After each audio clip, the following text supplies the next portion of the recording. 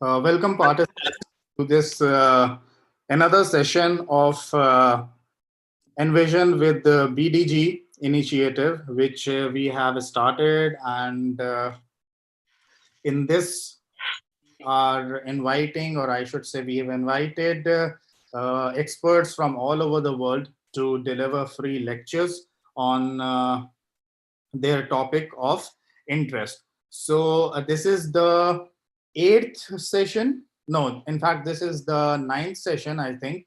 And we have been doing this all October, these kind of sessions. And first of all, I would like to welcome you all. Now, myself, I am Asif Naqvi, and I am the director of BDG Lifesciences. So welcome all. And quickly, I'll go through about the Envision with BDG initiative, like why we started this program, and then what exactly this program is. And then I'll quickly go through about the company. I'll give you the company presentation, like who we are and what we do. And then I will hand over to our guest speaker, that is Francesco Bacchi, and he is currently in Italy, and he will be delivering the talk, or the session is on CellDynamics, that is 3D cell culture. So without wasting any time, what I would like to say is that BDG Lifesciences, we have been conducting online training programs as well as workshops in the field of biotechnology and bioinformatics since 2012. Now, when this COVID pandemic is started in March, we have been doing a lot of free courses as well. And what we thought that, we've increased the frequency of our free courses. So when we increased the frequency of our free courses in the past 6 months, we have done more than 70 courses, and more than 14,000 people, yes, more than 14,000 participants from all over the world have participated in these free courses. So this is something really big which we have achieved. And then after doing these free courses for a very long time, what we thought that why not to do something extra? Why not to give something extra to the young students? Because this organization, that is the BDG Life Sciences, it's like, the motive of the organization is to help students, to guide students, which I will tell you what is the motive of the organization. But then what we thought that, okay, fine, since 6 months we have conducted free courses, we have done so many free courses. Now what else we can do? Then this idea of Envision with BDG initiative has come up, and in that what we have done is that we have gathered parties, speakers from all over the world to speak on their topic of expertise. And we thought that let's keep it to a 90-minute or 1 hour 30 minutes lecture on 2-hour lecture, so that for free, so that people can avail free learning, and then we can contribute to this helping the participant in these hard times. So first of all, I would like to, this is how Envision with BDG initiative has come up. And this program we have started in October, and today is the 9th session. So what I would like to quickly go through is that I'll tell you about the organization. So BDG Life Sciences, what exactly or who exactly we are, what was the motive of starting the organization. So the motive of starting the organization back in 2009 was that students and research scholars, they used to face a lot of problem during their bachelor's and master's degree. Now what were the problems? The problems were that what to do after my bachelor's, how can I have a good job opportunity after my bachelor's or master's, and they couldn't use to get answers. So that is the reason why we started this organization. And this is the foundation, like you could see over here, a guide. We are a guide who will help you in solving your academic problems. So this is the foundation of BDG Life Sciences. This is the foundation of who we are, and how we have started this organization, and what is the main motive of starting this organization. So this is what exactly we have started doing it. Now, what exactly we do, like how exactly we will help you in solving your academic problems. So the first point you could see over here, showing you the right path. The second point is solving your queries. Third point, giving you correct training on the latest topics and latest technologies, paving your path for a successful career, and giving you launchpad to excel in the field of science. So this is what we have been doing since 2009, and these services are still available. But however, this was the foundation of biodiscovery group back then. So we started the company with the name of group because it is for everyone. It was for everyone means the idea was to help, the idea was to guide, and guidance in terms of helping you, showing you the right path, giving you correct trainings, and give on latest technologies, solving your queries, the academic problems, basically giving you, consulting you what to do next, how to proceed in your academic career. So this is the foundation of BDG Life Biodiscovery Group, which is now currently BDG Life Sciences OPC Private Limited. So as you could see over here in this picture, a group is there, and this is the main motive of starting the organization. That the name of the organization, let's talk about the name of the organization, Biodiscovery Group. It could have been easily Biodiscovery, but we have kept group in the name of the company because it was for everyone. This is the company which was formed to help young students, researchers, to shape their future path for a better career.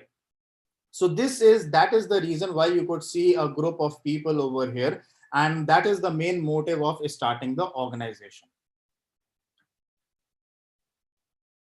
So back then in 2009, we created a group on Google, because back then we had Yahoo groups and Google groups, and Facebook and Twitter, they were not that much popular among students back then. So we created a group on Google, and this group was especially for students, researchers, and company professionals who are related to the field of biotechnology, bioinformatics, and pharma. Now, what we used to keep in this group, what we used to post in this group has free consultation, tutorials, books, project reports, uh, latest updates for trainings, most importantly, job offers, mainly in India as well as other countries, and research news, latest science and technology news, and many more things. So this was the motive. This was the group which we formed in 2009 to help students, to help young research scholars, so that they can avail the opportunity on time, they can get right guidance, so that they can have a much better future. So when we started this group in 2009, as of now, we have come across what I should say, we've gathered a database of 1 million plus, and these are our subscriptions till September 2020. And these subscribers who have been connected with us, they are not only students, they are company professionals, they are research scientists from all over the world. So basically it is, we were started in the form of a group. Now we have formed a family. Now the family is such that today, if there is a young bachelor student who has an excellent academic publication record, and who has an excellent academic record, as well as excellent publication record, we refer them to our clients, and that is how we help them in getting PhD opportunities as well as postdoc opportunities, And then company professionals are also there, so we recommend them for jobs. So this is how we are helping the students. So this is all the subscriber platforms. You could see over here that today most of the people are using Facebook, so the subscriber database is more from Facebook, then Instagram, then we have Twitter, LinkedIn, and YouTube followers. Then on Messenger we have WhatsApp, because back then it was Google Group, but then now since the technology has evolved, we have to transform from Google Group to WhatsApp and Telegram and other social media platforms. Then you can see over here others. Now in others you could see that we have website subscribers 70%. Now we on our website we have a dedicated page of join us, so anyone can just fill in their details. Your data is 100% protected, and you can provide us your data and your details, and we will add you for our newsletter, and then you can easily communicate with us and ask your queries. So this is what our subscriber platform looks like. Okay, so that was social work which we are doing and still we are doing. Hence, but then we have to do business. So the business also we have created in such a way where we were able to create a win-win situation for both our clients as well as the company. Now, how we have done it? Now, we have started with a research project program. Now, this research project program is on topics which are novel. That is most important. And the outcome of this research project program is that you will have training as well as publication on the latest topic, or I should say the novel research topic. Hence, what you are getting training, you are getting practical application of the training in the form of the research project. You are working on a novel research project, and then you are getting an international publication. And then obviously you are at our platform, you are connected with us, you have become a part of our team. Hence, we recommend you for jobs and PhD positions with the scientists and company professionals who are associated with us. Now, how this works? For example, you have joined today and you are a bachelor student. After 10 years, you become some great shot and you become a big scientist. So you know the quality of our work. Once you know the quality of our work, what after 10 years, if you will tell us that I have a lab and I need a researcher and I have an open position, can you recommend someone? Then that is that is how it works. We will recommend that person to you. So the same way, people who have got connected with us in 2010, they have become big in their field. So today, if anyone joins to our program, and we see the quality of your work, your enthusiasm, and how you take up the things, your problem solving capabilities, your research capabilities, so we recommend you to them. So that is how it works. We do not promise jobs, or I should say we do not say 100% job assurance program, or if you do this training with BDG Lifesciences you will get 100% job assurance. No, it's not like that. But yes, what we do is that we recommend you to the people in our circle. So that is what research project program, and this is the first program which we started as a company, as a business, so that creating a win-win situation for you as well as for the company. So as you could see that BDG Life Sciences OPC Private Limited, formerly it is known as Biodiscovery Group, and still today we have not removed the BDG Life group from BDG. Now you could see BDG, that is Biodiscovery Group Life Sciences. So we have stuck to our roots of keeping group into the name of the company, because that is what we have started in the beginning for you, for for the people, for the students, and this is what BDG Life Sciences have been doing. So we have started our operations in 2010, and then what exactly we are doing? We are doing contract research. We are conducting workshops in several countries, however, and in India in different cities. But since this COVID-19 pandemic started, everyone is doing online. So, but then you could see e-workshop. So this is our online workshop program, and we have not, as I have already told you, that we have been doing this since 2012. So we are not new to this online mode of conducting workshops. And then research projects, that is our main program. Then internships, training, webinar, seminar, and conferences. So these are our wide array of services which we are doing as business in the company BDG Lifesciences, that is Biodiscovery Group Life Sciences OPC Private Limited. So this is the business what we are getting, or what we have got in the last 10 years, that you could see the research project program has the maximum number of clients. Now, why this is maximum? Because this is a very unique kind of a program where participants from all over the world have participated, and we have a lot of variety. Say we have launched projects on molecular modeling, drug discovery, and vaccine design, a number of kind of projects which we have launched. These are novel projects. So people have worked from different parts of the world, and that is the reason, because it is online. So, it's on site as well as online. But then as it is online, hence people from all over the world have participated, and that is the reason this graph is up. Now, the second one is workshops. Now, workshops is, these are the on-site workshops which we have been doing in countries like Mexico and Dubai. In Africa, we have been doing a lot of workshops in Egypt, Nigeria, not Saudi Arabia, Sudan, and Kenya. And then coming to East Asia, we have done workshops in Thailand and Malaysia.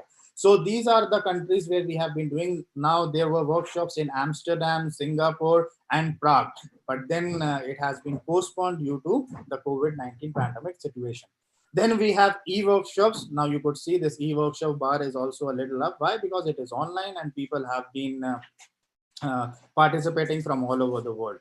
Then we have courses. Now, as I have already told you, that we have done more than 70 free courses in the past 6 months, and more than 14,000 people from all over the world have participated.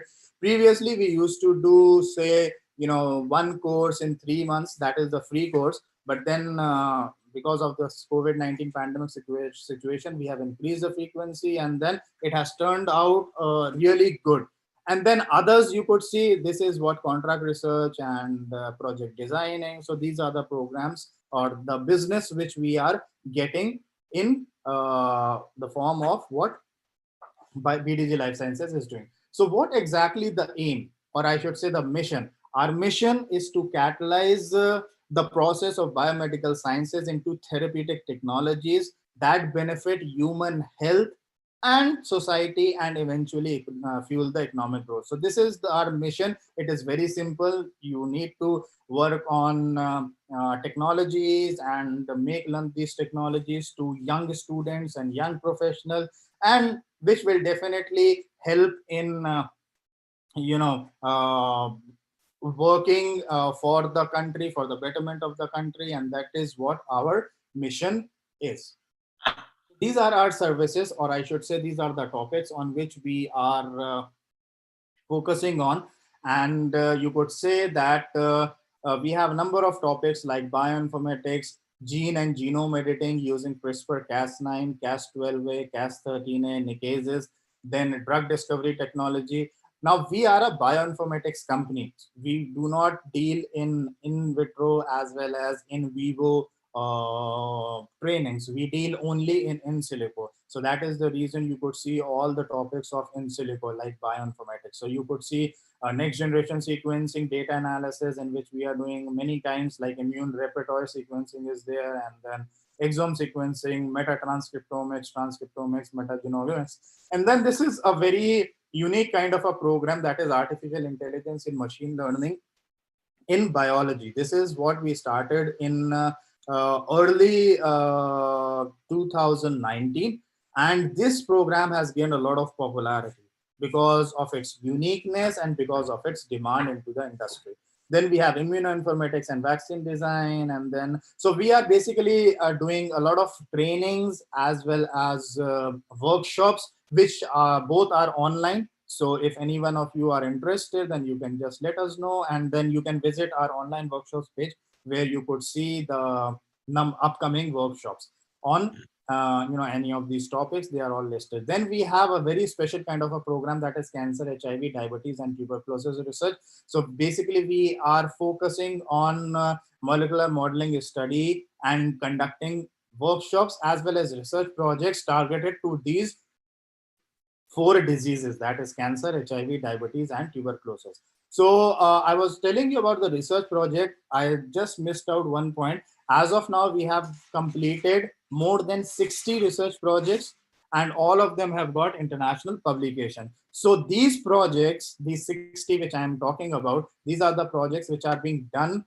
by you, like people like you who are students and company professionals or scientists or faculty or lecturers. Now scientists and company professionals and lecturers, they wanted to strengthen their profile and add diversity to their profile, so that they can have much better opportunities in future. So that is the reason why they have why they have done that kind of programs. And students, well, definitely they want to add or I should say strengthen their profile, so to have better PhD opportunities as well as job opportunities with a good international publication. So that's why they have joined our programs. So this is the most, or I should say this is the most important slide of the presentation. Now I would like to point out some four words in this, that is innovation, ideas, service, and value. Now why I am pointing out on this, like, let's first read the sentence.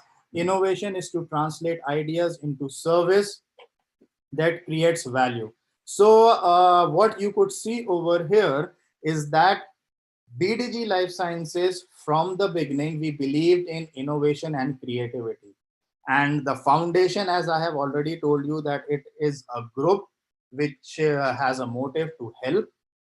Now, innovation and creativity is the cement which we have used, or the glue which we have used to build up the organization.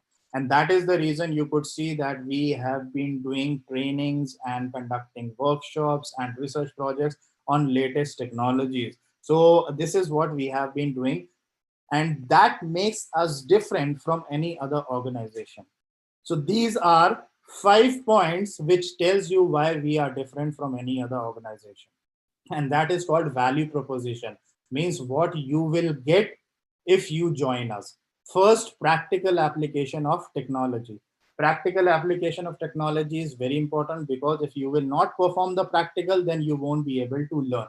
So every program which we have, training or workshop, which are all, now when I'm saying workshop, this implies to online as well as on-site workshops. So this means that uh, all our programs have practical application. Then we have hands-on training sessions. We believe, or it's a saying that you learn better when you do the things. So that is why all our programs which we are doing have hands-on training sessions. Then novel research projects. Novel research projects are something really important, because we design novel research projects, and then you can then only you can have a good publication out of it. Then result driven research, as it is in silico, then yes, we might get good results. And even if we might not get results, then we might get an idea that how to modify and decide the future course of our project. So that is result driven research. And everlasting relationship. Everlasting relationship is something really important to us, because we want to stay connected with you, we want to help you. And people who have got connected with us in 2010, they are still connected with us. And they keep on asking the questions, and we answer them. However, now they have reached to a level where we ask certain questions and then they answer it. So it's a two-way communication process. And because learning, we can learn from anyone. So that is the best thing which we are doing, and that is what we value, means relationship. You connected with, you are connecting with us for a longer period of time. This is what we want, and this is what on what we thrive. Now this is the graph which is showing that this graph is going up. This is, everyone can understand that. Now, why this graph is going up? Sorry, these are the achievements of BDG Life Sciences. Now, if we would not have been innovating or being creative into our ways of topics or technologies, then at one point of time, this graph would have come to saturation, and then ultimately it would have gone down. But then, since we keep on innovating and we keep on being creative, that's the reason why this graph is still going up. And this is what we believe, that yes, we are on the right track. That is the reason why this graph is going up. So quickly summarizing who we are, we have 10 plus years of experience, trainings and workshops online as well as on site around the world. Then 60 plus research projects which we have completed, 400 plus workshops in India, 20 plus hands-on workshops in other countries.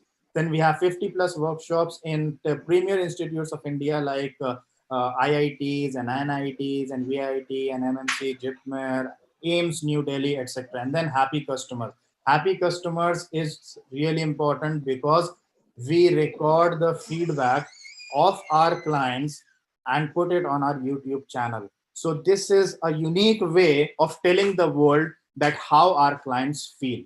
And you could see on our Instagram as well as YouTube that we have been keep on posting the videos. Previously, when we started the organization, we all know that feedback is a very important process of communication. Means the communication process does not get completed if we do not get the feedback. Hence, feedback is really important. So at the beginning, we used to have paper forms where the participants used to fill up. Then we used to have direct the participants to post feedback directly on our website. And now we have been asking our participants to post the feedback on our video feedback, to give us video feedback. So we post those video feedback to our YouTube channel. Then just to quickly go through, we were the first one to introduce online training in drug discovery and designing. We are also the first one to conduct online training and on-site training in gene and genome editing using CRISPR-Cas9. And we did this training in May 2017. Now, I just want to remind you that CRISPR was, first discovered by the two great scientists who have, this year have got the Nobel Prize, Dr. Jennifer Doudna and Dr. Charpentier. They have got the Nobel Prize this year. But then back then, 2016, they discovered it. And in 2017, May, we have started the training. So this is what creativity and innovation is at BDG Life Sciences. Then for free courses, as I have already told you, so I'll not go into this, that we have conducted more than 70 free courses since February 2020, and more than 14,000 participants from all over the world have participated. So these are our services: virtual screening, molecular docking, MD simulations. Like if you want to get your work done, this is what contract, and this is the work which comes under contract research. Then this is a very interesting kind of programs. These are two programs: personalized training. If you want to get training on specific topics, we will conduct your training. We will design the training program according to your requirement, and we will conduct the training. Then research project consultancy. This is for PhD scholars, especially who have stuck at one point of time in their PhD project, and they do not know, or they've stuck and they do not know how to proceed. So we decide, or we design the future course for their PhD project. So this is what we have been doing since 10 years, and hopefully you guys can come and give us a chance to show us the quality work which we are doing. And if you want, you can follow us like Facebook, then Instagram, then YouTube, and then LinkedIn. So this is what we have been doing. Now I will quickly stop my share, and I will ask Francesco to conduct or hand over this to Francesco so that he will conduct the session. And this session, I hope you all know, that is on 3D cell dynamics and 3D cell culture. and which is being conducted by Francesco Bacchi. He is from Italy. And just to introduce Francesco, he is MSc in Industrial Biotechnology, and he's a graduate from the University of Turin in late 2014. So with over 5 years of work experience in life sciences, he joined CellDynamics, an Italian biotech company that manufactures smart technologies for in vitro biomedical research, and in 2018 as application specialist. Now, his area of expertise is 3D cell culture. So from my side, it's over. Thank you very much for listening. Now, Francesco, are you there? So I'm handing over this session to you so you can proceed from there. Hi, Asif. Thank you. Thank you for the kind introduction. I just need you to allow me to share in the screen.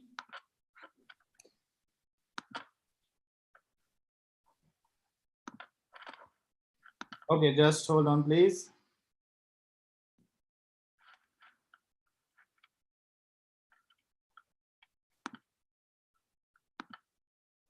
Okay, Francesco, please go ahead.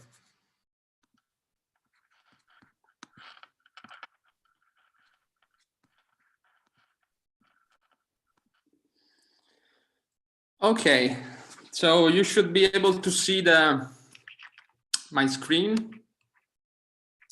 Yes, and you are clearly audible now. Okay, so in a nutshell, Francesco Bacchi here, application specialist CellDynamics.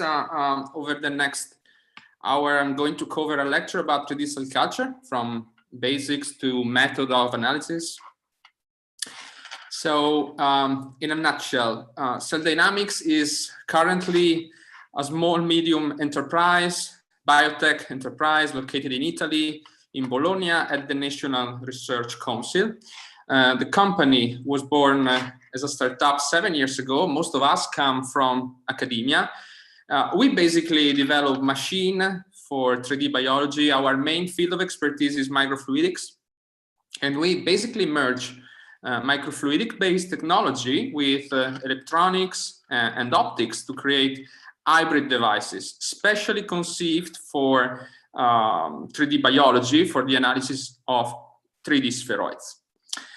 We all know that 3D cell models are gaining a lot of traction in the last years because they more faithfully recapitulate the in vivo light condition. And as such, they are capable of filling the existing gap between in vitro 3D culture and in vivo models, a gap that strongly contributes to the high attrition rate of new drugs in pharmaceutical R&D.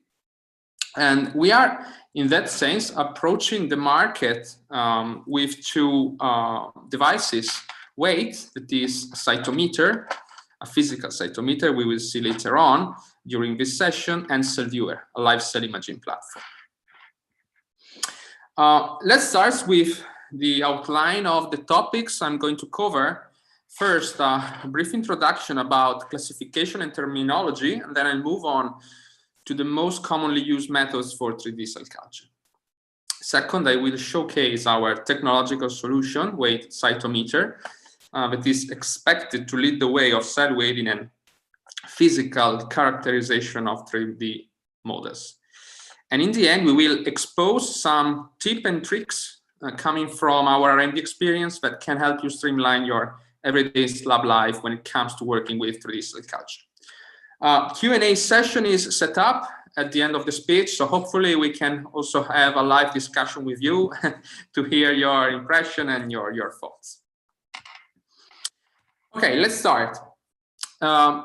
For many decades, 2-dimensional in vitro culture, in which cells grow in a monolayer, have been used as a tool to evaluate the biological performance of bioactive molecules under investigation. However, monolayer usually involves cells sitting on polystyrene surfaces, such as culture flask or petri dishes, which are unable to reproduce the real complexity of what we have in our human body. In the particular case of solid tumors, monolayer cell culture are unable to mimic the structure and drug resistance conferred by elements of the microenvironment, for example, and of the three-dimensional organization. So these aspects are responsible for the inaccurate assessment of the biological efficacy of therapeutics in vitro. And therefore, researchers are currently developing new in vitro cell culture systems that better reproduce in vivo tumors' properties and that can simultaneously increase the development of new treatments. And from this standpoint, 3D cell culture models have emerged as a promising platform to more accurately mimic both the in vitro 3D structure of physiological tissue and also the microenvironment. Moreover, cells experience more physiologically relevant interaction with the surrounding cells and also the extracellular matrix. In addition, the thickness of these 3D samples promotes the formation of diffusion gradients for oxygens, for nutrients, and hampers the even diffusion of drug solution. And these elements naturally occur in vivo and are responsible for cell differentiation, for cancer progression, and also for chemoresistance as well. In 2D culture, instead, cells are exposed to an homogeneous concentration of drug, oxygen, and nutrients. And that's why this is considered an overly simplistic approach to effectively model diseases. And also, finally, as regards to gene expression, 3D cell culture more closely resembles to in vivo-like expression profile compared to 2D cell culture. So, definitely, there is a great hype around these 3D objects because science is going to turn into 3D over the next years, and this approach is expected to help reduce and refine the use of animal models. Okay, so let's start with a classification of 4 major subclasses of these 3D cell models. We have spheroids that may be generated from a broad range of cell types. We have tumor spheroids, hepatosphere, neurosphere. They are made up of one cell type or multiple cell type, and generally they are created in a scaffold-free environment. So they are cultured in suspension. And then we have organoids that may be generated from pluripotent stem cells or organ progenitor from normal or diseased adult tissue-specific stem cells, and they typically require a scaffold. It can be ECM, can be matrigel. We are talking about surrogate of the extracellular matrix. Then we have scaffold, other than matrigel. 3D cell models can be grown in various scaffolds, can be natural or synthetic hydrogel, and also this class includes all the 3D bioprinting, so all the scaffold created with 3D bioprinters. And then the last one is the lab on a chip. Lab on a chip is a 3D microfluidic cell culture system that simulates the activities and the physiology of entire organs in vitro in a tiny chip, thanks to the capability of microfluidics to manage liquids in the microliter range. So I think this is funny to make a game now. So if you want, you can type in the chat, what is, in your opinion, the most widely popular 3D cell models among the 4 different classes we have just seen? Or better, what is the model you are currently working with? I just wait some seconds to see the poll, and then we will disclose the survey that is made from Sartorius Lifesciences, one of the global leaders in our sector. Okay, so, well, in this survey from Sartorius, spheroids are emerging as the most used 3D models, slightly exceeding organoids. And these results are probably related to the fact that manual protocols for generating spheroids and organoids are more easy to handle and more cost-effective compared, for example, to 3D bioprinters or to the use of lab-on-a-chip. So today we will mainly focus on 3D spheroids that are the most used 3D cell culture methods, and also it is my main field of expertise. 3D spheroids are micro-sized cellular aggregates, spherical, that have been widely used to model. They are created of different cell types in vitro, especially cancer cell lines for oncology research or stem cell line for regenerative medicine. In particular, cancer spheroid can be comprised exclusively of cancer cells. So we can talk about homotypic spheroids, or of cancer cells cultured with other cell types. So namely heterotypic spheroids. We can culture cancer cell with fibroblasts, with endothelial cells, with immune cells. Heterotypic spheroids also can have different ratio of cancer to stromal cells to better mimic the heterogeneity that you naturally found in solid tumors. In 3D spheroids, all cells grow in close contact, thus reproducing the physical communication and signaling that we observed in solid tumors, with an increased expression of ECM proteins compared to the monolayers. And this is fundamental. This is fundamental to the establishment of a chemotherapy resistance environment that is promoted by cancer and stromal cell signaling, and by the deposition of the proteins of the extracellular matrix, and the close also interaction that we have from cell to cell that increase the spheroid density. As far as it concerns the structural composition, the internal structure of spheroids comprises different cell layers. We have gradients for diffusion of oxygen, nutrients at pH.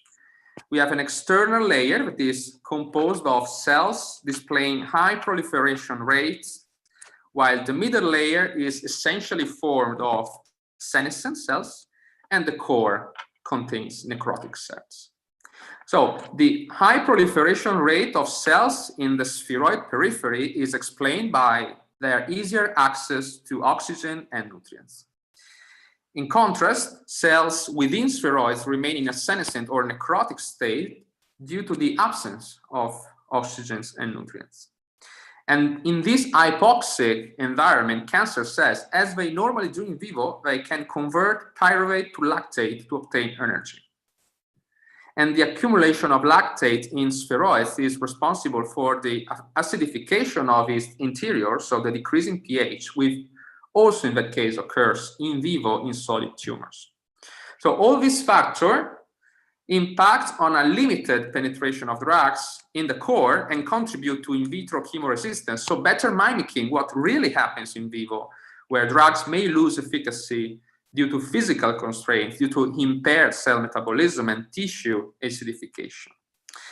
And also, finally, from the genomic point of view, these differences are also reflected by a more in vivo-like genomic expression in these 3D models. Now let's focus on the terminology. Here we focus on in vitro multicellular spheres used in cancer research. Unfortunately, the absence of a strict nomenclature by the authors does not enable a clear identification of these different kind of spheres, and sometimes it leads to misunderstandings. As you can see, all these sphere-like structures are characterized by well-rounded shape, by the presence of cancer cells, and by their capacity to be maintained as free-floating spheres. Okay, so here we propose a rational classification of the 4 most commonly used spherical cancer models in cancer research that are based on culture methods for obtaining them. We have the multicellular tumor spheroids, first described in the early 70s and obtained by culturing cancer cells as free-floating spheres. Then we have cancer stem cells tumor spheres that are a model of cancer stem cell expansion in a serum-free medium with growth factors. Then we have tissue-derived tumor spheres, and finally organotypic multicellular spheroids that are obtained by tissue mechanical dissociation and cutting. So let's start with the first one, multicellular tumor spheroids that are generated from single suspension culture by providing condition in which adhesive forces between cells are greater than for the polystyrene substrates of the well plate. And so they start forming a sphere in suspension. Then we have tumor spheres that are made up of cancer stem cells, which possess self-renewal and multi-lineage differentiation potential. And a single cancer stem cell is able to give rise to a sphere by clonal expansion, and thereby spheres assay is considered as a measure for a method for measuring self-renewal capacity. So after the dissociation of the tumor sample in a single cell suspension, these CSC, these cancer stem cells, are cultivated at low density in a specific medium. It is called the stem cell medium in suspension, so in low adherent condition, to promote their proliferation and the formation of these cells. Then we have tissue-derived tumor spheres that are obtained from partially dissociated cancer tissue that is followed by a remodeling step for the compaction into round shapes. And finally, organotypic that consist of culturing ex vivo fragments of tumors without dissociation with the cutting. So the tumor fragment is cut with a scalpel into pieces and incubated in tissue culture flask until it rounds up to form a spheroid after this rounding time. Size matters, okay? As I previously said, size matters in 3D spheroids because dimension holds biological relevance. And when it comes to solid tumors, their growth can be summarized into two main stages. We have the initial growth period when the volume of the solid tumor increases exponentially. This is the avascular growth phase. And afterwards, cellular growth is maintained in a dormant phase, and later the vascular growth phase begins with the formation of new vessels. Subsequently, cancer cells gain invasive properties and metastatize. So we have to keep in mind these steps that naturally occur in vivo to understand better the characteristic of these 3D spheroids. A similar growth pattern is found in spheroids. In the early stage, indeed, the spheroid volume increases exponentially until it reaches from 2 to 500 microns in diameter. And then subsequently, the rate of volume growth starts to decrease until the volume of the spheroid remains constant, and we reach a plateau phase. So below 200 microns in diameter, we have the complete diffusion of nutrients and oxygens across the entire diameter of the spheroid. Starting from 200, we are very, very close to the limitation of the diffusion, to the physical law of the diffusion. So when spheroids have bigger diameter than 200 microns, chemical gradients start to form. The formation of 3 different layers, necrotic, quiescent, and proliferative layers throughout the spheroid, set off around diameters of 500 microns, and we need bigger diameters to observe incomplete drug penetration. So generally, research group fine-tune and adjust the dimension of the spheroids according to what they would like to see and accordingly to the goal of their experiment. if they want to keep all the cells within the spheroid viable, you need to grow little spheroid, because you don't want to have chemical gradient formation that promote the formation of necrotic core. If you want to better model chemoresistance and the acidification of the inner core in spheroid, you have to work with bigger samples. So it all depends on what you would like to look at and what you would like to study.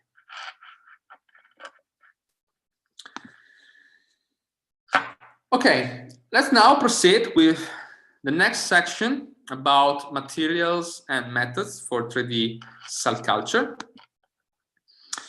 We can mainly classify 3D cell culture methods in two groups that are scaffold-based and scaffold-free methods. Scaffold-based method mainly relies on the use of matrigel or other kinds of hydrogel that constitute a scaffold for 3D spatial organization of the samples, and also provide physical and chemical cues for cell maturation and for cell differentiation. And cells that form the organoid can be seated on top of a solidified layer of matrix, or they can seat it along with liquid matrix, such as that the cells get embedded within the matrix upon gelation. They can also sometimes be encapsulated, so you can create capsule.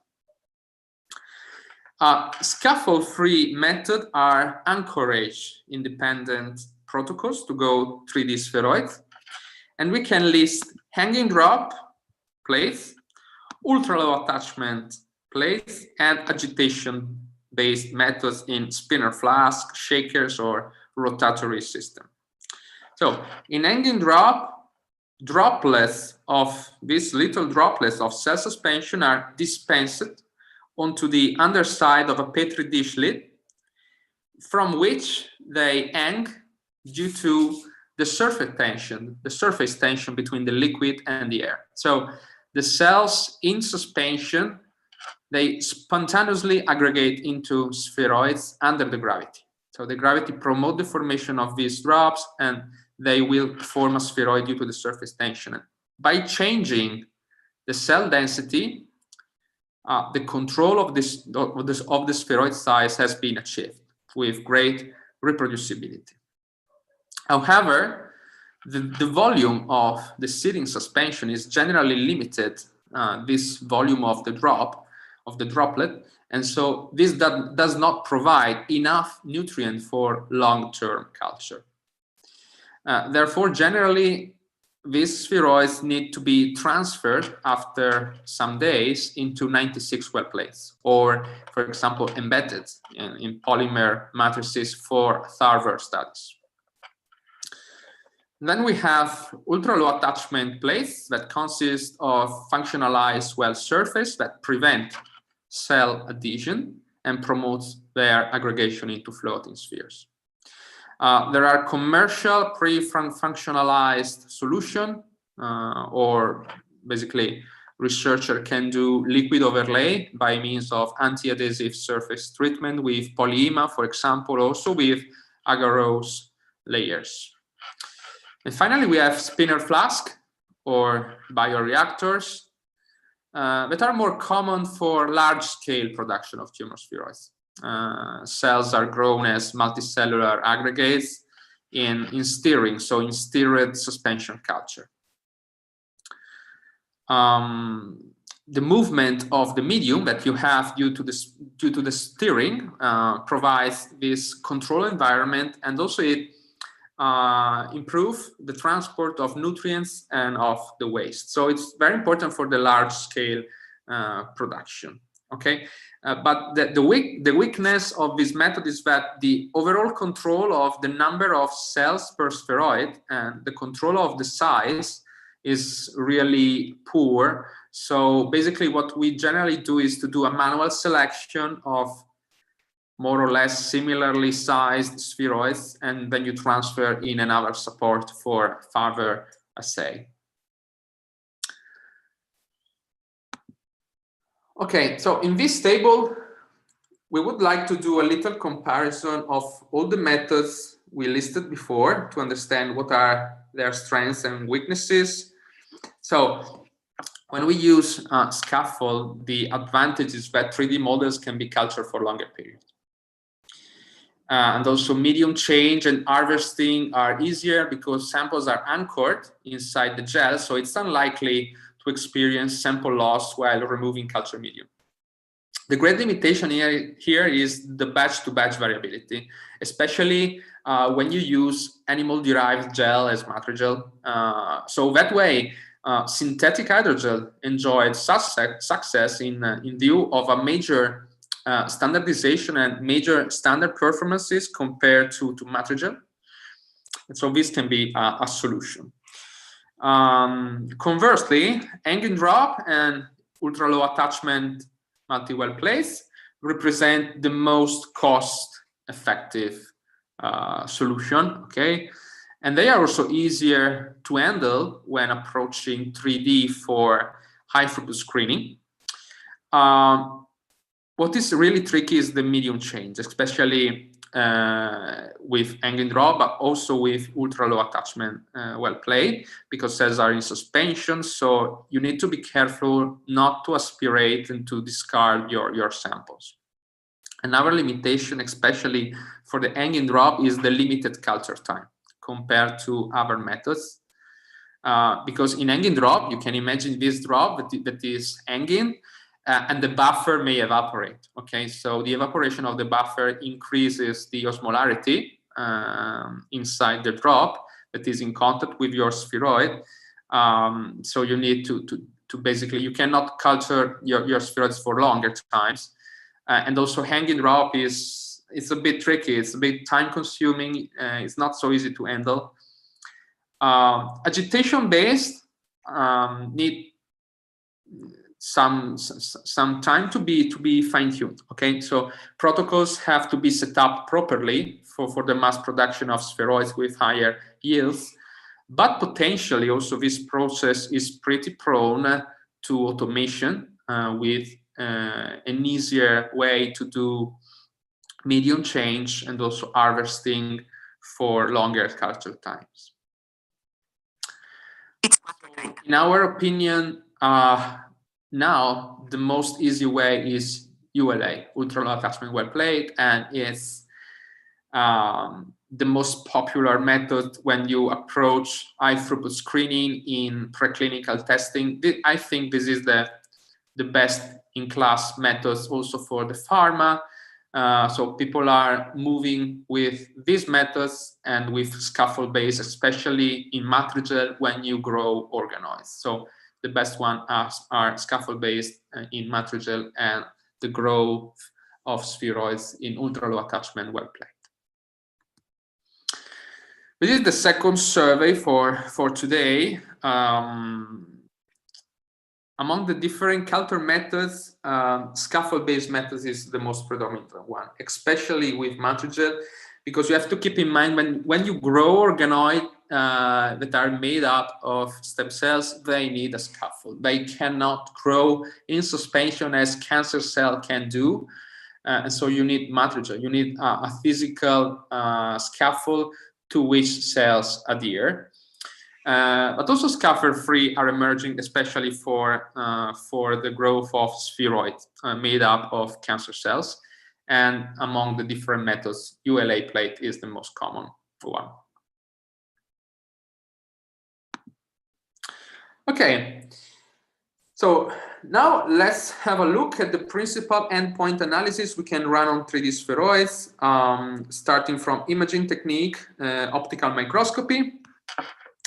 Is the simplest and most widely used techniques for the visual analysis of morphology. So following the exposure to various treatments, the measurement of the morphology and of the size of spheroids from the bright field images is used for a quantitative analysis of the drug efficacy in vitro. So after, for example, the interruption of the drug treatment, the spheroid growth delay or the decrease in the diameter or the variation in morphology are all factors that can be calculated in comparison with the positive control. As far as it concerns viability assays, the assays currently using 2D monolayer culture to assess the drug cytotoxicity mainly rely on the measurement of the cell membrane integrity and also intracellular metabolic activity. And also some of them have been adapted to spheroid, and they are also commercially available. We can cite the quantification of acid phosphatase activity, so the APH activity, and also the test of the intracellular ATP that are well-suited assays that do not require preliminary dissociation of spheroids into single-cell suspension. The APH assay is really,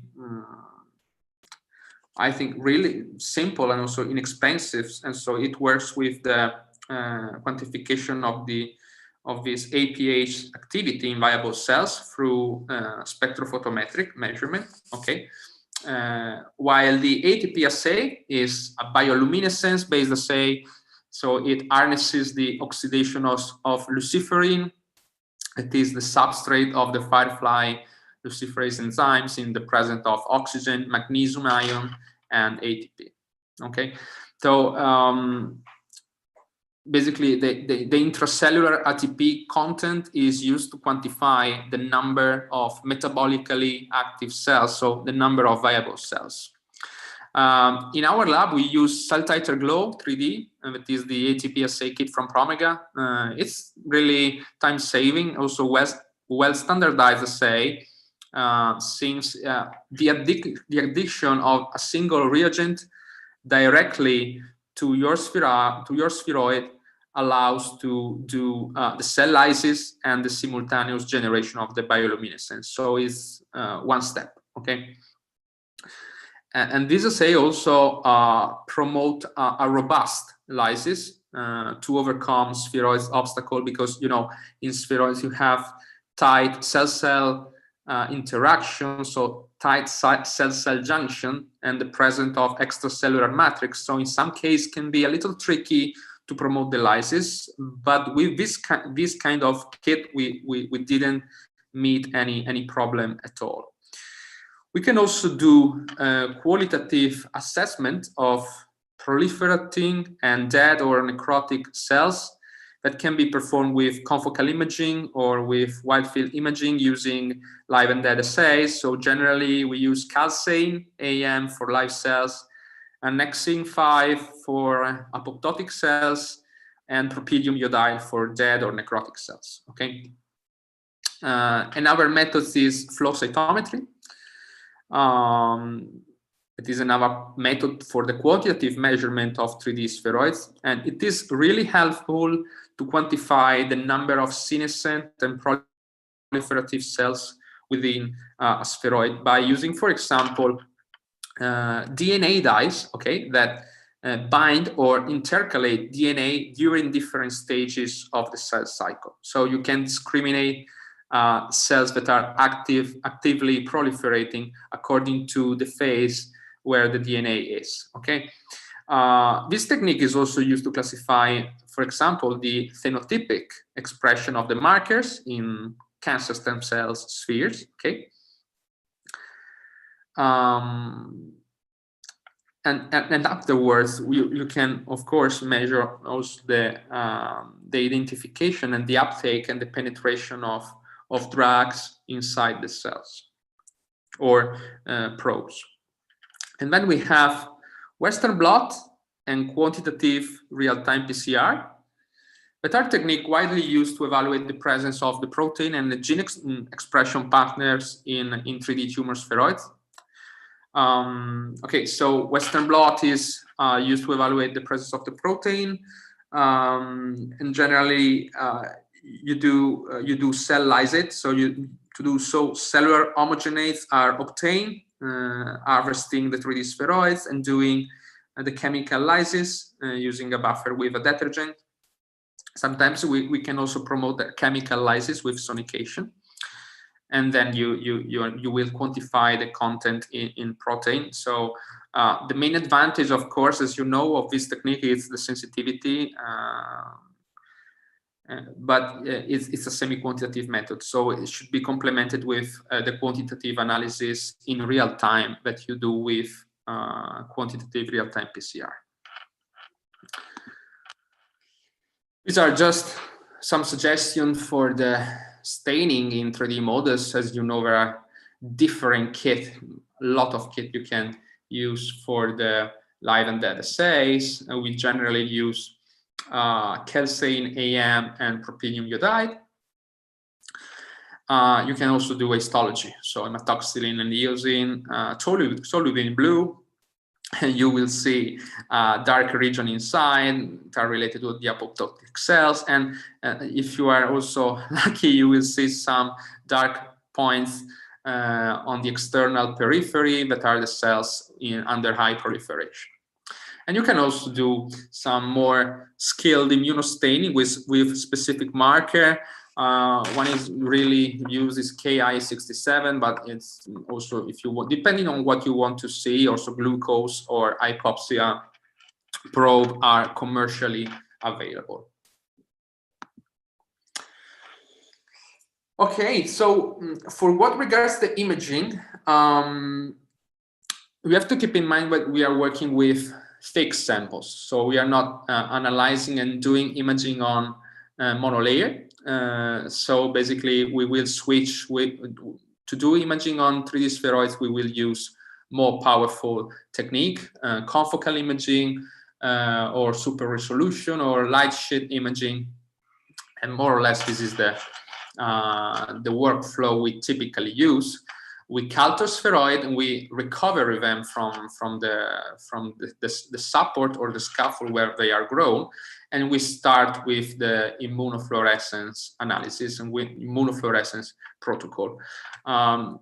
We generally do also sectioning. So you do a section with an ultramicrotome of a spheroid, because as you know, for the confocal imaging, we are not able to deeply penetrate inside the spheroid, especially if the spheroid is really thick, around 500 microns. So what we generally do is, if you want to look at the core of the spheroid, you need to do a sectioning. You need to do little slice of your sample, and in order to be analyzed in their entirety.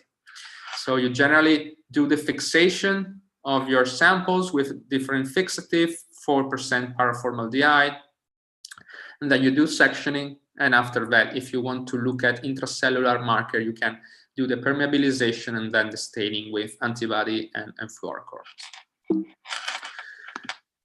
And after that, you have the mounting. Okay, so mounting on a glass slide. If you work with confocal imaging, or generally what we do with light sheet is to mount spheroids in a capillary filled with gel. Okay, so light sheet microscopy is gaining some attention because they have a good they represent a good compromise between the resolution in the imaging, the scanning speed, the results you have, and also the lower photobleaching, especially if you work with live samples.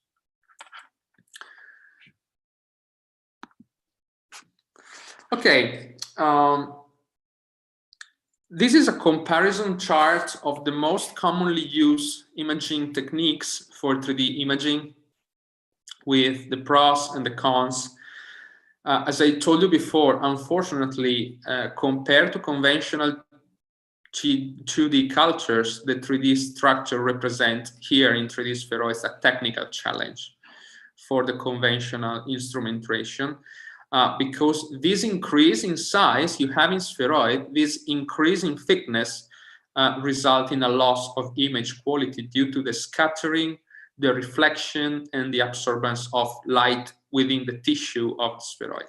Okay, so the layered structure of the spheroids limits the inner scanning depth and also the light penetration ability. Especially with confocal microscopy, you are able to reach only a portion of the spheroid, but generally it's around a depth of 80–100 microns from the surface. So if you want to analyze a 500–600 micron in diameter of a spheroid, it can be a bit challenging. So a better information, as I told you before, on the real composition of the spheroid in depth can be provided by the acquisition of sections from the spheroids. So you fix and section your spheroids, but this can also be tricky because while doing it, you can disrupt the original morphology of the samples. So compared to this issue in confocal imaging, significant improvement can be obtained with 2-photon or multi-photon microscopy. So we are talking about powerful and expensive instrumentation, and also with light shed microscopy. Okay, so in light shed microscopy, the system is focusing a very thin sheet beam of light, and you will do optical sectioning sheet by sheet of light of your sample. So it's a compromise between the resolution and the speed of acquisition. With multi-photon microscopy, of course, you will have beautiful images, as you can see on the left, but of course you will have low acquisition speed. And when it comes to do high throughput screening, it can be a good limit, an important limitation. That's why we generally are seeing a switch in the big pharma, in the preclinical testing, to wide field high throughput screening platform that use wide field microscopy, but just looking at very abundant expression of proteins or the signal of calcine. So it's quite uncommon to see the analysis of fibronectin as an output in the pharma R&D. So these are analyses especially used in research, in basic research, not when you do high throughput screening. But these are the quality of the image you can have with 2 photons, so with high quality imaging technique. You can see all the nuclei, the fibronectin of the extracellular matrix, and the Ki67 as a marker of the cells in the external region due to the proliferative ring. What is the compromise? The compromise is the clearing technique. So tissue clearing can be applied to 3D cell culture as well, because it dramatically increases the image quality of the fixed samples. So it consists of a series of chemical treatments to be applied to achieve transparency. So the lipid content of the samples is removed, while almost all the original proteins and nucleic acids are left in place. So you can analyze your samples with wide field and confocal microscopy, basically. You can make these samples accessible also to do high throughput screening, okay? So to analyze more samples in less time. And you can see that the use of clearing techniques enable researchers to visualize 3D cell culture models in their entirety, also as in this case with confocal microscopy, with a 3-4 times increase in the number of the cells detected.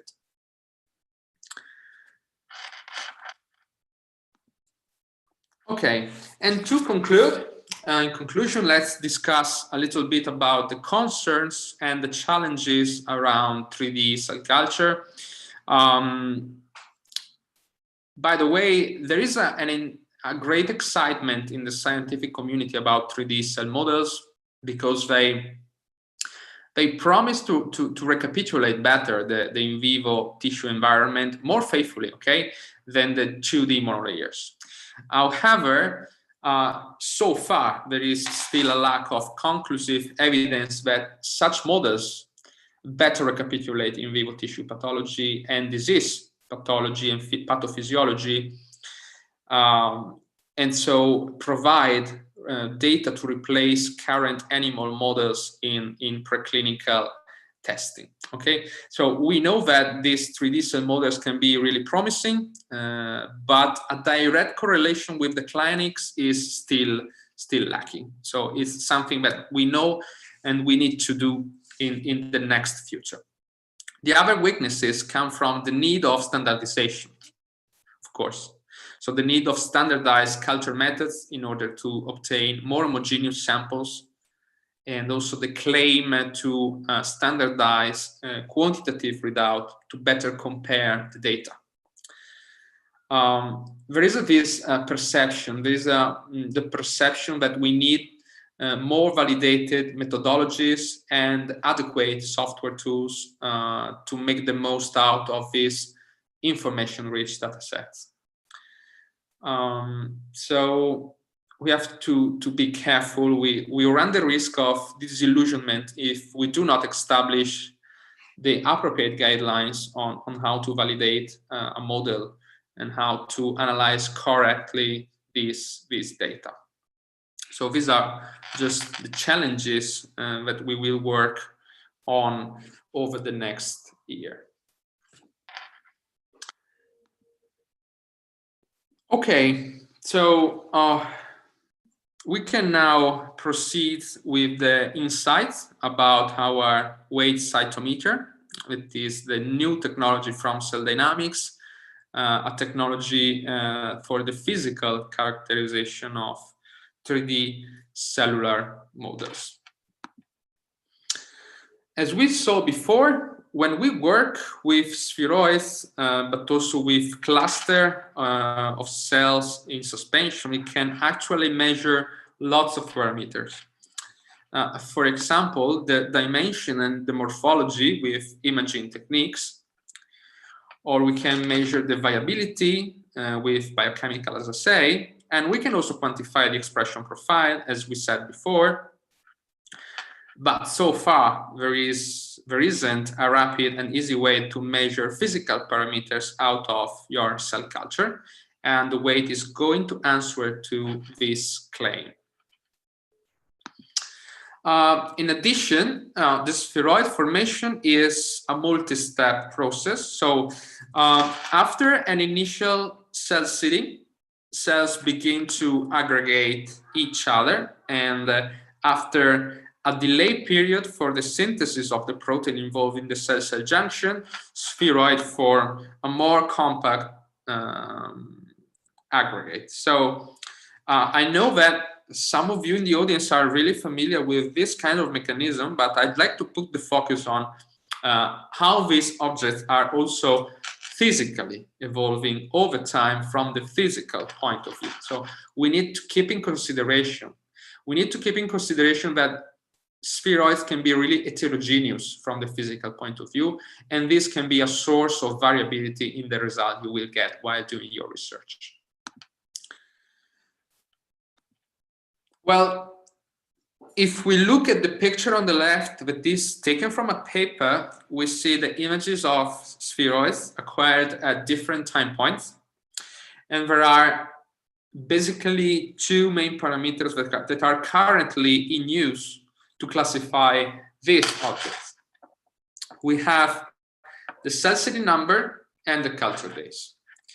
And as you see, samples undergo a compaction phase from day 1 to day 2, and later on they start increasing in size day by day.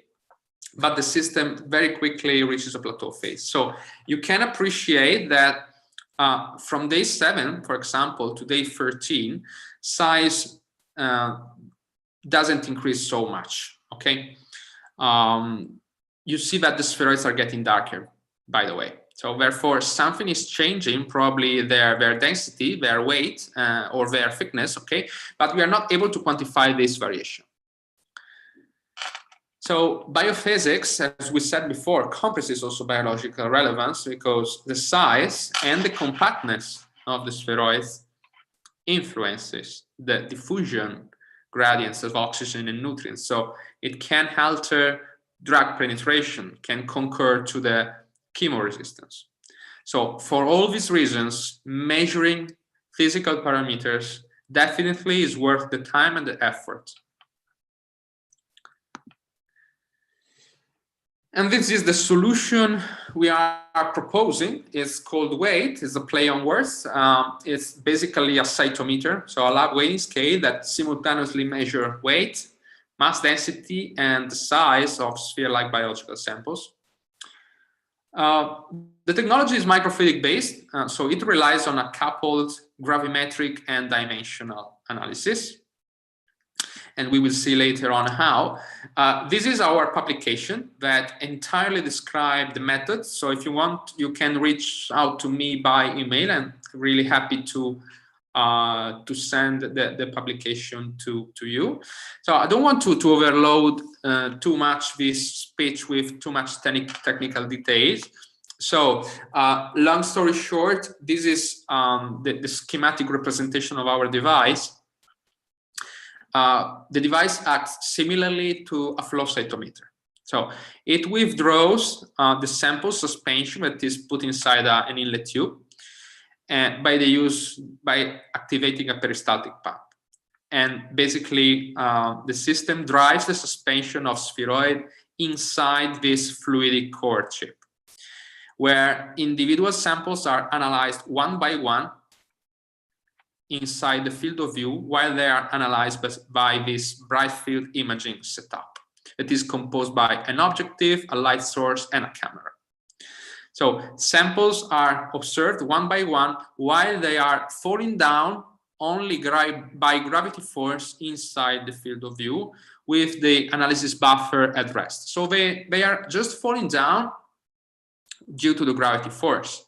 And the camera is taking images every 100 milliseconds to the spheroid that is falling down, to the single spheroid. And the image analysis is able to convert the fall speed of the sample in a mass density value based on a physical law. Okay, this is the Stokes law, correlates the fall speed of the spheroid to its density. It is the ratio between the mass and the volume of your object. The software is also able to measure the size, so the diameter, the area, the volume, and the circularity of the spheroids. And in the end, it's able to extract the weight, so the mass of your sample, doing the ratio between the density and its volume. So, therefore, these are the outputs we have: size, weight, density, and sphericity index of your sample. The system is calibrated in terms of precision and accuracy with polystyrene beads, as you normally do with flow cytometry, and it's able to analyze from samples of around 50 microns in diameter, so little cell cluster, up to spheroids, organoids of 500 microns. And each spheroid is analyzed 10 times. So the software extracts average value out of the 10 repetition and also the standard deviation.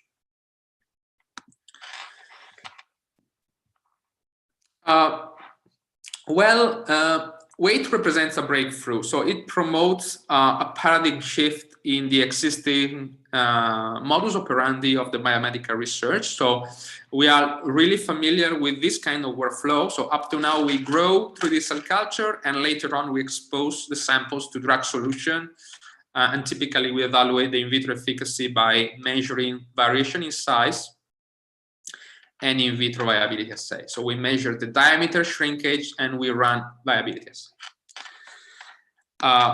From now on, we can bring additional insights in this context.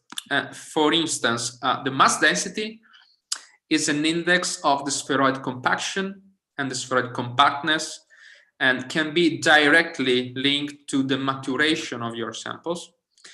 And as regards to drug testing, these data can be used as physical and also label-free, let me say, outputs of in vitro drug efficacy. So you can evaluate what is the efficacy of your drug in vitro, measuring the weight loss, that is a direct quantification of the cell death, variation in the density, and variation in size. And we have correlated this output with the with a good match with the viability assay. So we found a good match between our physical outputs with the most commonly used in vitro viability assay. And this is the end-to-end workflow. We generate an uniform size spheroid population. So the uniformity in size, morphology of your spheroids is crucial to get homogeneous and standardized condition in your test. And generally, a research group can continue working as they normally do. We just asked to transfer around 100 spheroids for every test condition in 3.5 ml of our weight buffer, that is a calibrated salt solution in terms of viscosity and density that impact the quantitative measurement of our readout. And then we transfer the sample in a centrifuge tube that is connected to our device. And spheroids, as you can see from the monitor, are directly analyzing the field of view while they are passing in front of the detector. You see the software that is able to do the approximation to assign the circular reference to the external boundaries of the spheroids. So we have an image analysis software that automatically assign the sphere to the boundaries of the spheroid and automatically analyze the data. So it extracts point by point what is the position covered by the spheroid during its fall speed over the time elapsed during the test. So there is a high level of automation, and in the end, results are converted in an Excel spreadsheet file, and data can be plotted, for example, with box and whiskers plot when you have the median value and all the data inside the upper and lower quartile. So we generally consider at least 10 spheroids analyzed for every test condition to have a credible statistical analysis.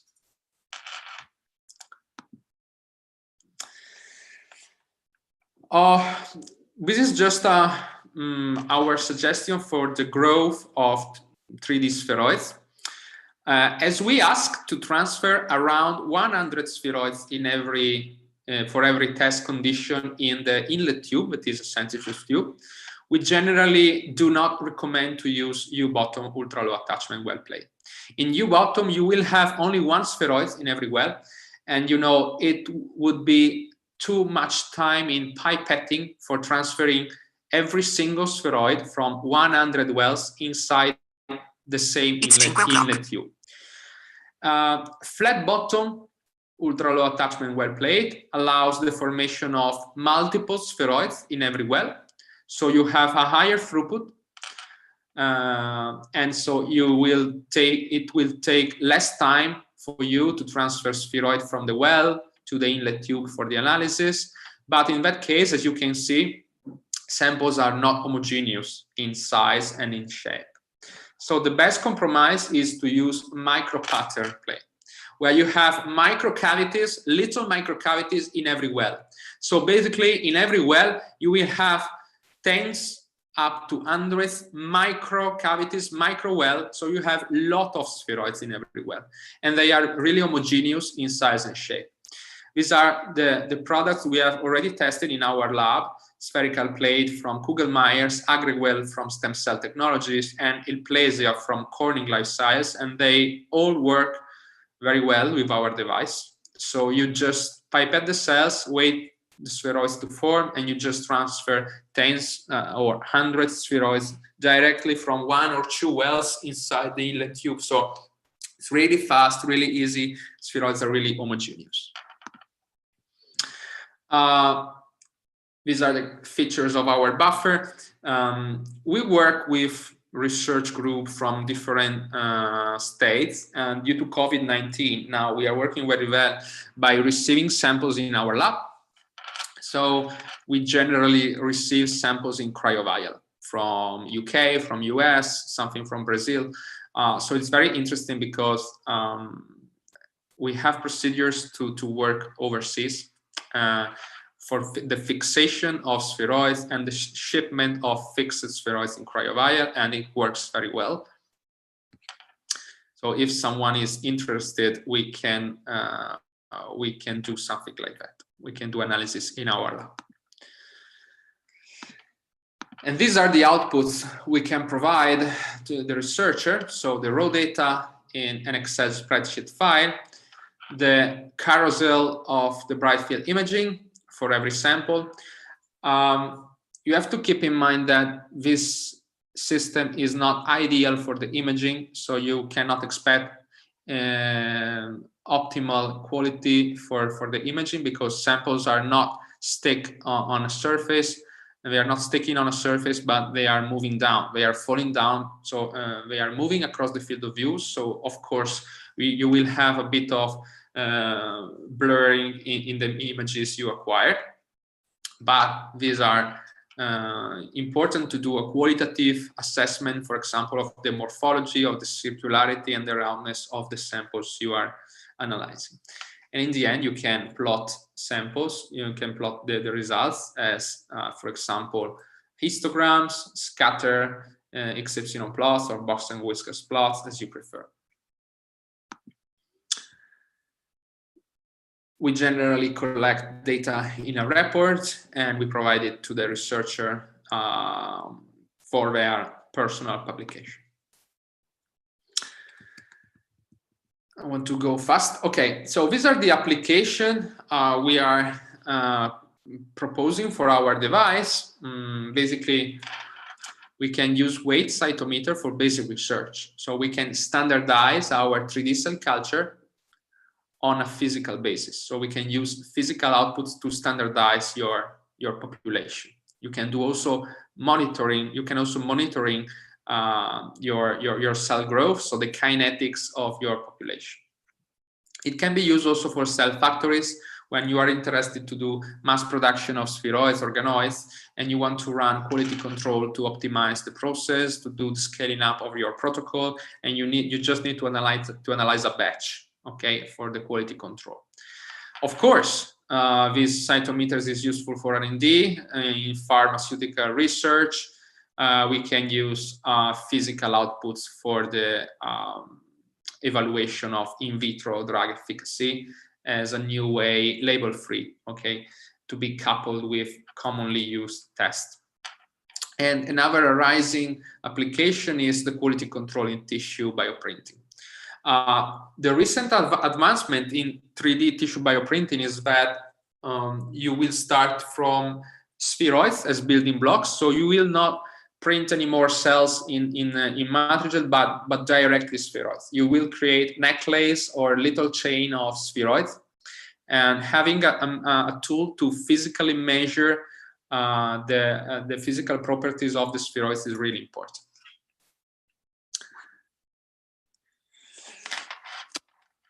Just an example of an application of our device.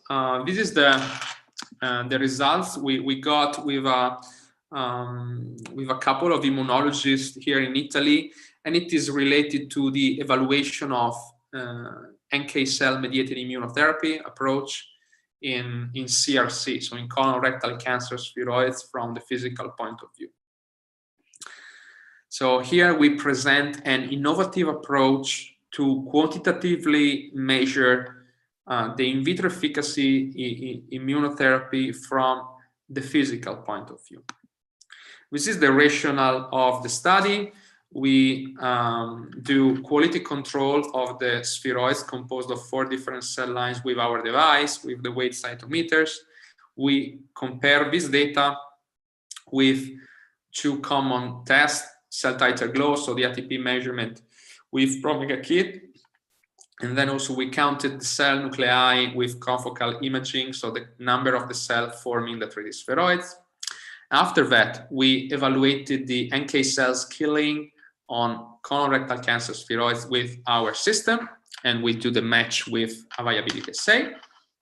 And in the end, we have tried to compare the different efficacy of NK cells in killing spheroids related to their infiltration rate by doing, also in that case, confocal imaging.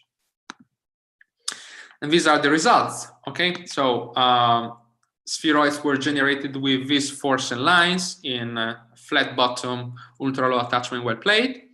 After this preliminary investigation with bright field imaging, it seems that spheroids from HT29 have more irregular and rough shape, okay, while the other 3 cell types are more round. okay, with a smooth surface.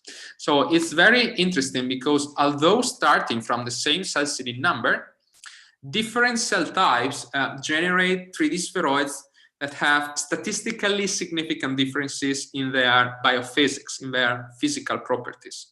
And these variations are confirmed with our device, where we observe that SW620 and DLD1 form spheroid with higher weight, higher size, and higher mass density compared to HT29 that are so discarded for the rest of the study. So the most promising cell line composing the spheroids are SW620 and DLD1 because they promote spheroids with higher density. And if you keep in mind this graph related to the mass density, you will see a similar trend when we analyze the number of cells forming the spheroid with confocal imaging in a square, in 1 millimeter square area, and also when we measure the ATP content with cell titer globe. Also in that case, we see that SW620 and DLD1 have higher mass density, and they are also composed by the major number of cells compared to HT29, and the higher content in ATP. So they are more viable, composed of a major number of cells, and more dense.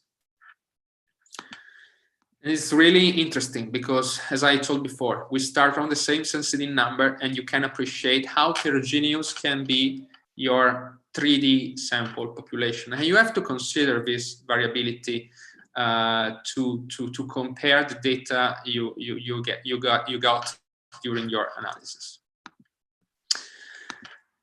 Later on, we tested the NK cells killing efficacy. So we grow 3D spheroids for 6 days, and afterwards we add NK cells in ratio 1:1 compared to the tumor cells that compose the spheroid. And we tested 2 exposure time, 6 hours and 24 hours. And we characterized the physical properties of the tumor. For both cell lines, we have seen a significant decrease in the weight and in the size, both at 6 and 24 hours, both for SW620 and DLD1 spheroids. You see the statistically relevant differences.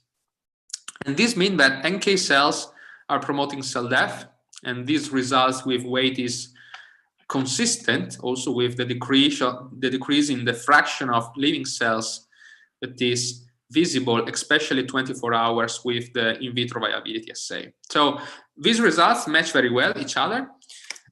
Differences arises when we look at the mass density plot.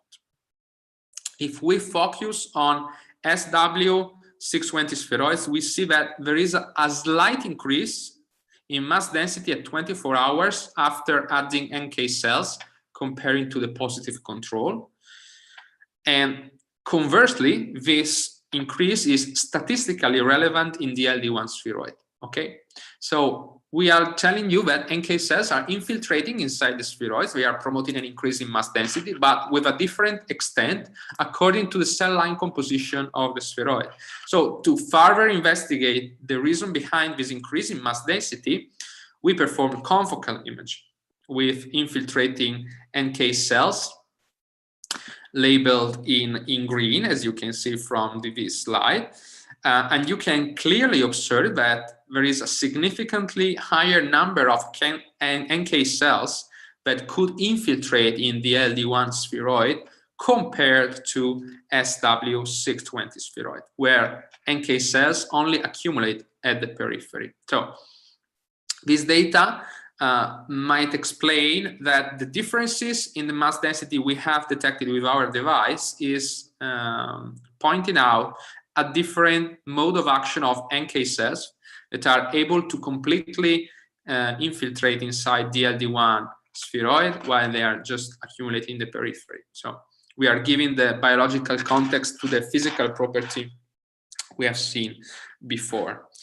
And in addition, we confirm the infiltration of CRC spheroids with NK cells with flow cytometry. So first, we stain external NK cells that are on the surface of the spheroids with CD56 antibody, and then we labeled deeply infiltrating NK cells with CD45 antibody after dissociation of the spheroid. And we can see from the plots that the fraction of CD45 positive NK cells, so deeply infiltrating NK cells, is significantly higher in DLD1 spheroids compared to SW620. You see the percentage.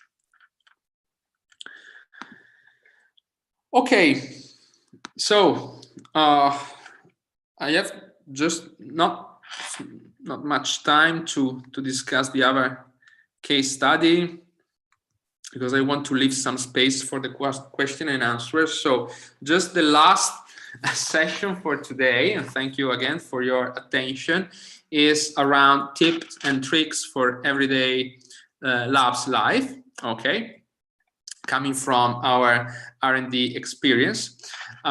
So, for example, for the spheroids handling, in our experience, how to transfer spheroids. If you want to transfer spheroid, our suggestion is to use whiteboard tips. For example, 1 millimeter whiteboard tips in order to prevent sample loss and the sticking of the spheroids. And our suggestion is to coat the tips with BSA and PBS solution. And our point is to dissociate spheroids if you want to do dissociation of spheroids into single cell suspension.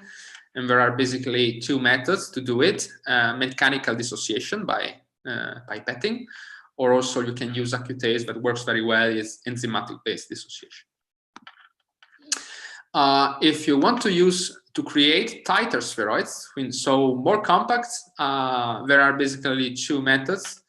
You can add matrigel, so do a little overlay of matrigel in the culture medium, or also you can do heterotypic spheroids. So you can add fibroblasts to your cell suspension, and they will basically form an inner core of fibroblasts with the secretion of soluble factors, and this will help your spheroids to get tighter. Of course, you have to keep in mind that there's the so-called spheroidization time that typically is around 7 days for tumor spheroids. It means that you need to optimize your protocol. You need to find out what is the best time needed for the most of samples to acquire a sphere-like morphology. Basically, it's around 7 days, and around 7 days, the majority of your spheroids will maintain a spherical morphology. Conversely, otherwise, spheroids with a non-spherical shape after this spheroidization time will remain irregular shape. Okay. Every time you want to do medium change and drag addition, our suggestion is to work by putting the pipette tip against the side wall of the tube and very, very carefully and slowly aspirate the supernatant continuously. So with careful and removing up to 50% of the volume. So not entirely the volume, especially if you work with ultra-low attachment wet plate. And basically you will add an equal volume of fresh culture medium or drug solution 2 times concentrated compared to the final concentration you want to test. So do it very, very slowly. Try to be careful without dislodging the 3D samples from their original position. There are also procedures for the mechanical dissociation of organoids from the gel. You can do it manually by scrapping and pipetting and adding cold basal medium. This is very important if you want to disrupt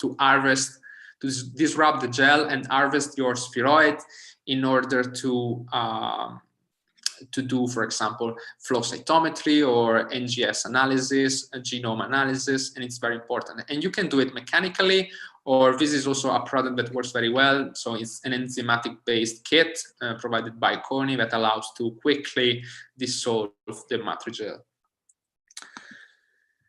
Freezing thawing is a procedure that we typically use for single cell. Now many research groups are trying to do the best procedure also for spheroids and organoids, but you have to keep in mind that 3D cell model viability can be reduced up to 40%, minus 40% due to this freezing and thawing procedure. You basically do the same as you do for 2D cell culture. So you will add to your suspension of organoid without matrigel a cold freezing medium containing the MSO, and you will transfer before at minus 80 degrees and then in liquid nitrogen. And you will thaw the solution in water bath. Try to be very, very careful. Another very smart solution, especially if you want to continue working on organoids and you want to ship them all over the world, is to use this cell box solution that basically is a box that helps you maintain the temperature and the carbon dioxide supply for the shipment of your spheroids, organoids, 3D cell culture all over the world. Okay, so thank you for your time today. I've saved the last 10 minutes for the question, if you don't mind, if you have one. Okay, thank you, Francesco. It was a very nice session, and we have got a few questions here as well as a few questions on YouTube. So let these participants on Zoom, let them post their questions in the chat box, so we will take them later. However, first let's take the questions from YouTube. So are we good? Should I proceed? Yeah. Okay. So the first question which we've got on YouTube is like, what are the chemical markers of cell viability that can be detected in the medium that cells are kept in?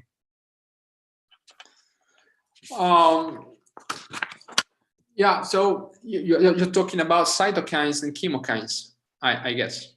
Yeah, the question is, what are the chemical markers of cell viability that can be detected in the medium that are cell, in which the cell are kept in? Yeah, so we generally don't measure in the culture medium. Okay, you can measure exosomes or vesicles that are a synonym of cellular stress. What you generally measure is the stress or the physical stress due to the cytotoxicity as a drug response directly in the cell composing the spheroids. So you can do it with fluorescence-based assays, and you can discriminate viable cells to early apoptotic cells, for example, on membrane integrity and on metabolic activity of the cells. Membrane integrity, because if cells are dying, their membrane will be starting this apoptotic process, and so the permeability will increase and some dyes will be able to enter in the cells. And on the other side, viable cells are supposed to be viable, so metabolically active, and they are able to go on with their metabolism, so to convert substrate probe in a colored product that is able to be detected by fluorescence. Okay, so the next question is, how do we monitor the quality of the viable cells? In 3D, we are able to monitor the viability of the spheroids based on two parameters: the morphology, so the roundness, their specificity index; their metabolism, so the quantity of intracellular ATP; and basically the signal, again with live and dead assays, typically with calcine So with green dye, as you do in traffic lights. So the green light, so the signal from calcine is the amount of product that is metabolically converted by your viable cells within the spheroids in a chromogenic, in a fluorescent substrate. So you can do it by fluorescence, and you can do it by morphology, or you can also do growth curve, and you are able to track if your spheroids are growing as predicted. So you can also look at the increase in size. Okay. So I think these are the questions which we've got, and I don't think so that someone has posted any question. So thank you very much, Francesco, for your time and for my call to deliver the lecture. And we have really got some very, a great number of participants on Zoom as well as on YouTube. So this is available on our YouTube channel. So, if you want, you can subscribe to our YouTube channel, and it's being posted into the chat box. So you just click on it. And like this, the previous 8 sessions are also available on our YouTube channel. So if you want, you can go through them. And then obviously you can see the feedback video of our training programs. So you can go through them and see what's the quality of the work which we are doing. So thank you very much, Francesco. We've already sent the feedback form link in the chat box, and you have time tomorrow till 1 p.m. to fill the feedback form. And then day after tomorrow, or maybe no, probably because as it's a weekend, so your certificates will be sent probably on Monday by email. So thank you very much, participants, and thank you, Francesco. It was a really nice session, and I look forward for hearing from you again. Maybe next time we'll do on some another topic from you. So I expect that definitely you'll turn up and you'll take out time from your busy schedule. So thank you very much in this initiative for providing free lectures on your topic of expertise. So thank you very much, and thank you, participants. It was nice, and please fill the feedback form till tomorrow 1 p.m. That is the time. Okay, see you. Bye-bye. Thank you. Bye-bye. Bye-bye, sir.